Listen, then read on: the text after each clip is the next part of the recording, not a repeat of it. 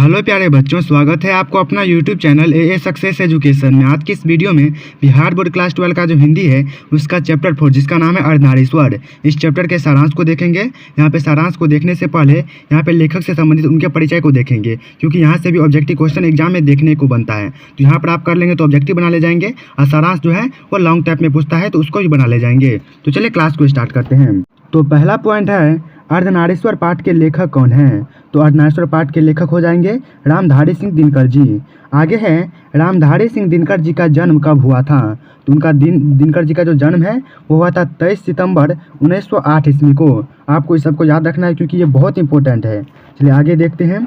आगे है अर्धनारीश्वर यानी रामधारी सिंह दिनकर का निधन कब हुआ था? तो इनका जो निधन है वह हो जाएगा 24 अप्रैल 1974 ईस्वी को। ये आप याद रखिएगा। आगे देख लेते हैं। आगे है रामधारी सिंह दिनकर जी का जन्म स्थान कहाँ था?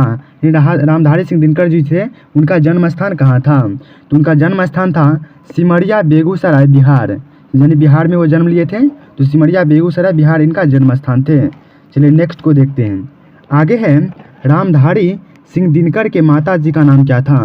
तो उनका माता जी का नाम था मनरूप देवी और पिताजी का नाम था रवि सिंह। आपको इस दोनों को याद रखना है, इन दोनों से आपको क्वेश्चन एग्जाम में बन सकते हैं।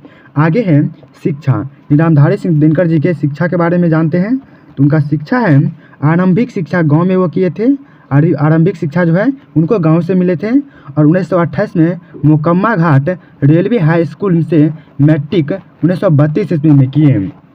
पटना कॉलेज से वो बीए इतिहास से किए थे। किस सब्जेक्ट से? हिस्ट्री से ऑनर्स किए थे। चलिए अब सारांश को देख लेते हैं।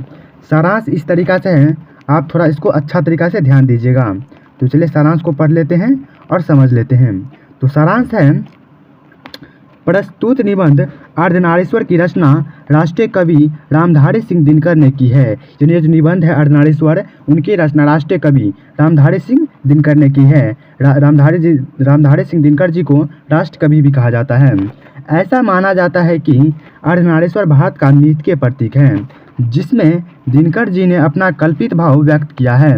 मूलतः अर्धनारीश्वर भगवान शंकर और पार्वती का कल्पित रूप होता है, जिसका आधा अंग पुरुष और आधा अंग नारी का होता है। यानी अर्धनारीश्वर जो है वो भगवान शंकर और पार्वती जी का कल्पित रूप है, जिसका आधा अंग पुरुष और आधा अंग नारी का होता है। अर्धनारीश्वर इस बात का प्रतीक है कि स्त्री और पुरुष में कोई भेद नहीं है। यानी अर्धनारीश्वर इस बात को मानते हैं कि स्त्री और पुरुष में कोई भेद नहीं है, तथा एक के गुण दूसरे का दोष नहीं हो सकता। यानी एक का जो लक्षण है, गुण है, वो अगर दूसरे में चला जाए तो वह दोष नहीं हो सकता है। अर्थात अगर पुरुषों में नारियों का गुण आ जाए तो इससे उसकी मर्यादा कम नहीं होगी, बल्कि उनके गुणों में अभिवृद्धि होगी। यानी पुरुषों नारियों के जो गुण है वो अगर पुरुषों में आ जाएं तो इससे उनकी मर्यादा कम नहीं होगी, उनके गुणों में बढ़ोतरी होगी, यानी उनके गुण और बढ़ जाएंगे। लेकिन कृषि के विकास के बाद नारी की पराधीनता आरंभ हो गई, जिनकी दो भागों में बट गई नर घर में और पुरुष बाहर रहने लगे।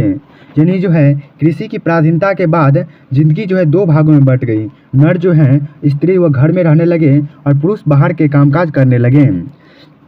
नर कर्कश और कठोर हो गया। युद्ध में रक्त बहाते समय उसे इस बात का ध्यान ही नहीं रहा कि रक्त के पीछे जिनका सिंदूर बह रहा है उनका क्या होगा, और नहीं उन सिंदूर वालियों को ही फिक्र है। दिनकर जी कहते हैं कि अगर कौरवों की सभा में संधि वार्ता कृष्ण और दुर्योधन के बीच न होकर कुंती और गांधारी के बीच हुई होती तो शायद आज महाभारत जैसा इतना बड़ा युद्ध नहीं होता। रामधारी सिंह दिनकर ने इस निबंध में स्त्रियों के सम्मान को बढ़ाने पर बल दिए हैं। यानी रामधारी सिंह दिनकर जी जो हैं वो अर्धनारीश्वर पाठ में स्त्रियों के सम्मान को बढ़ाने पर जोर दिए हैं। उन्होंने गांधी और मार्क्स के विचारों की वकालत की है, जिन्होंने नारी के सम्मान की बात कही है। उन्होंने गांधी जी की पोती द्वारा लिखी पुस्तक बापू मेरी माँ की भी चर्चा की है। रामधारी सिंह दिनकर जी जो हैं वो गांधी जी की पोती द्वारा लिखी गई पुस्तक बापू मेरी माँ जो है उसकी भी चर्चा की है, जिसमें पुरुषों में उपस्थित नारियों के गुण, यानी पुरुषों में जो नारियों के गुण हैं जैसे दया, क्षमा इत्यादि को बतलाया गया है। अंततः हम कह सकते हैं कि यह दिनकर जी की एक बेहतरीन रचना है। इस तरीक़ा से आपको एग्ज़ाम में लिख देना है, आपको फुल मार्क मिल जाएगा। आपको यहाँ से क्या करना है, यहाँ से शुरू करना है और यहाँ तक आपको लिख देना है। हम आशा करते हैं कि यह वीडियो आपको बहुत पसंद आया होगा। अगर वीडियो पसंद आए तो इस वीडियो को लाइक कर सकते हैं। अगर आप इस चैनल को सब्सक्राइब नहीं किए हैं तो इस चैनल को सब्सक्राइब करके बेल नोटिफिकेशन पर क्लिक करके ऑल पे क्लिक कर लीजिएगा, ताकि इस चैनल के माध्यम से जितने भी महत्वपूर्ण वीडियो अपलोड किए जाएंगे वो आप तक जल्द पहुँच सकेंगे। और आपको क्लास करके कैसा लगा आप कमेंट बॉक्स में ज़रूर बताइएगा और इस क्लास को अपने दोस्तों में जम के शेयर कीजिएगा। मिलते हैं नए वीडियो में नेक्स्ट टॉपिक के साथ, तब तक के लिए जय हिंद जय भारत।